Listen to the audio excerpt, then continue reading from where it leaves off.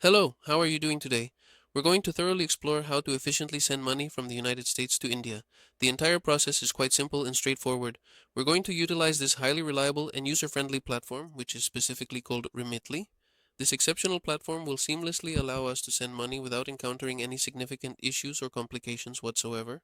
Here we are currently on the official Remitly website, and what we precisely need to do is, once we're successfully logged in and on the main Remitly interface, we're going to carefully look for the Essential Settings option. Within the Comprehensive Settings menu, we'll navigate directly to the Crucial Payment Methods option. This particular step is incredibly important and absolutely vital because here we will meticulously set up and configure exactly how we're going to pay the money, ensuring a smooth transaction. Okay, here we will carefully enter all of our necessary card details, including the card number, expiration date, and security code, and then we will promptly go back to the main Remitly application.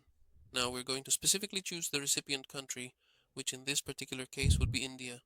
You simply search for India in the provided search bar, and it will prominently appear here as an available option. After that, we're going to wait just a moment, a brief period of time, and then we will click right here where it clearly states Send Money. Here we're going to enter how much we want to send.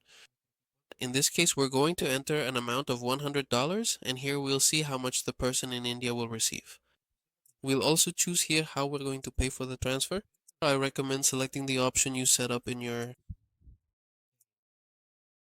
profile, and here we click on Continue. Here it will ask us to choose the delivery method. We will select the delivery method that we consider appropriate, okay? Then we click Continue, and here we enter the details of the person who will receive the money. We keep entering the information until we reach the point where we send the money. As you can see, it's very easy to do. If this video helped you, please comment and subscribe.